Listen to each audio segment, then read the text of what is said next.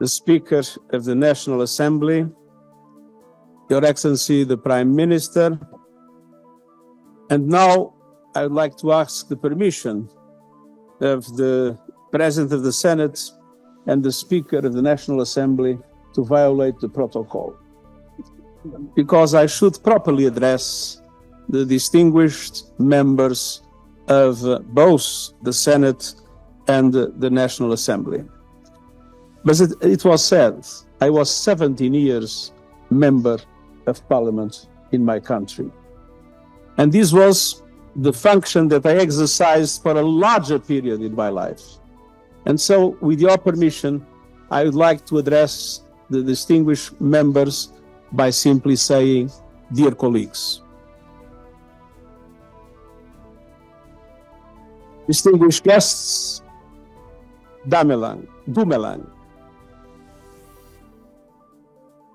I wish to begin by expressing my deepest gratitude to His Majesty, King Letsie III, and to the people of Lesotho for your warm welcome. I'm honored to be in the Kingdom of Lesotho more than 20 years after the visit of my dear friend and predecessor, Kofi Annan. And I'm honored to address this Parliament as you celebrate the bicentenary of the Basotho nation. 2 centuries ago, as profound upheaval was reshaping Southern Africa, King Moshoeshoe charted a revolutionary path. While others chose conflict, he embraced dialogue. When faced with hostility, he responded with wisdom and courage.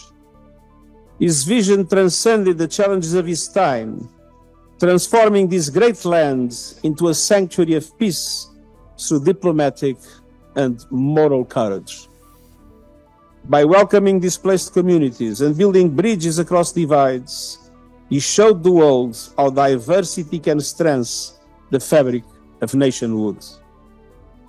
The principles he embodied, human dignity, diplomacy, and the courage to embrace differences, lie at the heart of our shared aspirations at the United Nations. Honorable members, Lesotho's partnership with the United Nations began even before your independence. In 1963, the General Assembly adopted a landmark resolution that warned against any attempt to annex or encroach upon the territorial integrity of Basotho land.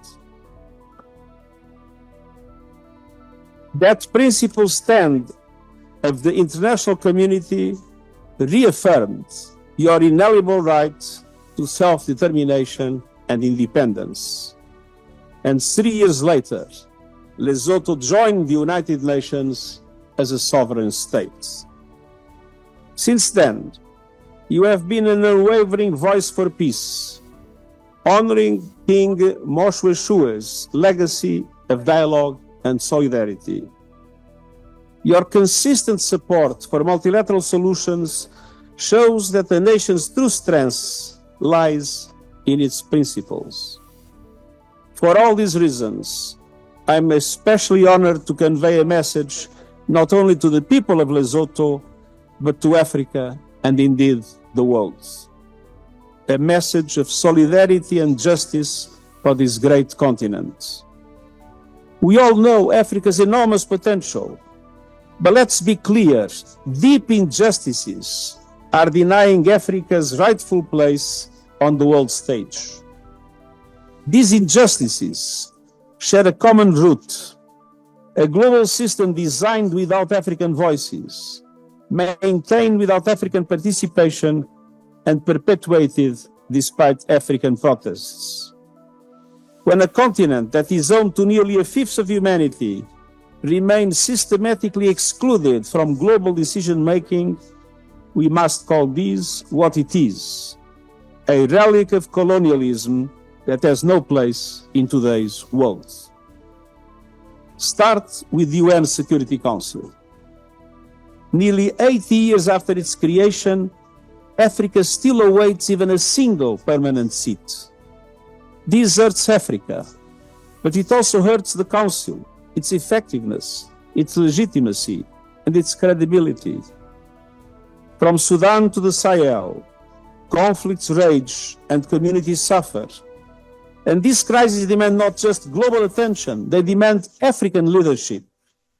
Yet Africa has no permanent voice when the world decides on matters of war and peace in Africa through the Security Council. That is unacceptable and it must change. But we must also act to correct injustices across many other fronts. First, financial justice. The current international financial system is outdated, dysfunctional, and unfair to Africa and beyond. It was built for the world of 1945, not for the 21st century. The current system not only reflects historical injustices, it exacerbates them. Today, so many countries across Africa must choose between servicing debt and realizing their people's rights and needs. The legitimate development aspirations are subject to credit ratings that do not reflect the enormous potential of the African continent. African nations pay up to 8 times more for borrowing than developed countries. So for every dollar that a country like Lesotho spends on education or infrastructure, disproportionate sums are drained away in interest payments, with 11% of your budget going into debt servicing. It's time to change it. And the Pact for the Future, adopted by the General Assembly in September, charts a new course. It calls for reforming and boosting the lending capacity of multilateral development banks. It calls for an SDG stimulus plan of $500 billion a year for developing countries, and it calls for comprehensive debt relief. Until now, the framework created by the G20 has been applied to 4 countries. There are so many more that need debt relief, and I would say that deserve debt relief because they are not responsible for the conditions that led to the high levels of debt that they face. Africa's perspective and leadership must guide these reforms to help create a system that serves all countries, not just the privileged few. And Lesotho has an important voice in advocating for these changes, a voice rooted in its proud history of resilience and justice. Second, climate justice. Climate change is destroying our planet, from the snow-capped peaks of the Maluti Mountains to the sinking islands of the Pacific. Rising temperatures, extreme weather, and soil erosion are threatening agricultural productivity and food security.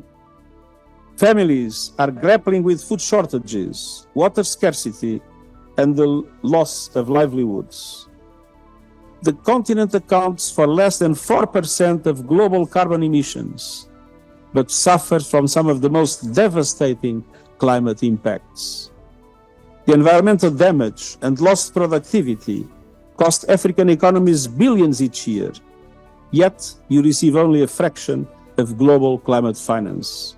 In short, you are paying twice for a crisis that you did not cause, and this is profoundly unfair.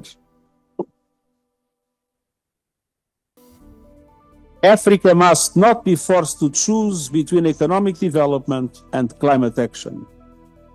The continent's vast renewable energy potential, from solar to wind to hydropower, and Lesotho is a fantastic example of that potential, remains largely untapped, while 600 million Africans still lack access to electricity. A just transition means investing in renewable technologies, providing concessional finance for green investments, and supporting the transfer of knowledge and technologies. And no other country would use better these instruments than Lesotho. You have demonstrated it in the past. I'm sure you'll do it in the future. We need solidarity and justice in action, not just words. The Loss and Damage Fund must be operationalized swiftly and funded generously by those most responsible for climate destruction. And allow me to tell you a true story. The Loss and Damage Fund was a strong demand of developing countries. So much loss and damage is taking place in the world. And it is fair that those that have a responsibility about that loss and damage contribute to the response that is needed to avoid loss and to correct the causes of damage. Now, when the Loss and Damage Fund was created, there was a number of countries that have pledged support to the Loss and Damage Fund. And we could imagine, when one sees the dimension of loss and damage in the world, that it would be a massive amount of money.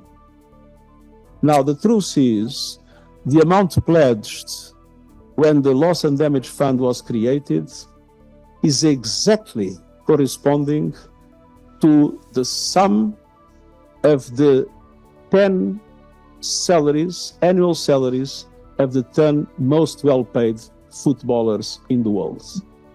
And we can see that we are far from having a serious commitment to the Loss and Damage Fund, and this must be quickly corrected.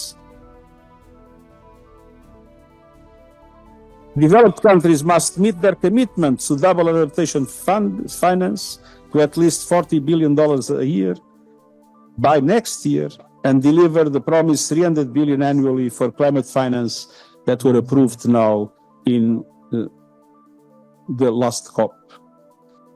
Landlocked and least developed countries like yours are especially vulnerable, and they require special support and easier access to finance and technology.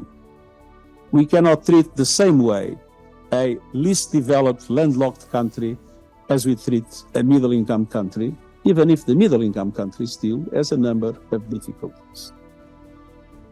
So it's clear that Lesotho requires special support and easier access to finance and technology. And we must also enhance regional cooperation for climate-resilient development. The Lesotho Islands Water Project is a perfect example, and I look forward to visiting the Katse Dam tomorrow. Honourable members, Justice for Africa also means justice and opportunities for all Africans. By respecting, protecting, and promoting human rights, by harnessing the energy, innovation, and aspirations of the world's youngest population, including Lesotho, you have an enormous potential in your young people. But this economic global system must create the conditions for jobs to be available for that group of young people that is the future richness of your country. 2/3 of your population are under the age of 30. That is an enormous potential, but it needs to be properly invested, and for that international support is necessary.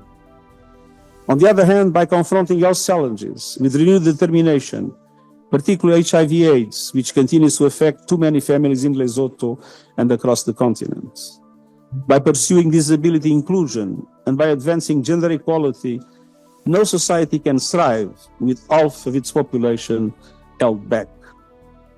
Eliminating gender-based violence, child marriages, closing the education gap, offering equal opportunities are not just moral imperatives, they are essential for sustainable development in all countries in the continent and in the world. And gender equality is fundamentally a question of power and a means of redefining and transforming power that will yield benefits for all. We need bold systemic change, including through affirmative measures such as quotas, to ensure women have a voice and can meaningfully participate in decision-making. And the United Nations is your partner in the journey towards sustainable and inclusive development. Distinguished members of Parliament, your role transcends these chambers. You represent the hopes and aspirations of all Basotho people. Through your legislative power, you can shape a prosperous and equitable future. Invest in clean energy and climate resilience. Advance economic transformation to achieve the Sustainable Development Goals. champion good governance, transparency and accountability, and leave no one behind, including women and girls, young people and persons with disabilities. Your parliamentary diplomacy serves as a bridge connecting Lesotho's aspiration with regional and global partnerships. Excellencies, your history as a nation is one of courage and perseverance. Your rich natural resources, your location at the heart of Southern Africa, and your commitment to sustainable development put you in a unique position. As you celebrate your bicentenary, you have the chance to build a new legacy for future generations. And in doing so, Lesotho is not alone. Across the continent, nations are rising, drawing strength from their history, their culture, and their shared aspirations. Together, Africa is crafting a vision of transformation built on the foundations of justice and solidarity. This is your moment to show the world that from the challenges of today, a new era of hope and equality can be born. As you say in Lesotho, Mohale Otsoa Maroleng, heroes emerge from the dust. May we find in this ancient wisdom the courage to face our shared future and forge a heroic response worthy of the people's aspirations. Kotso Pula Nala. Kea Leboa. Thank you.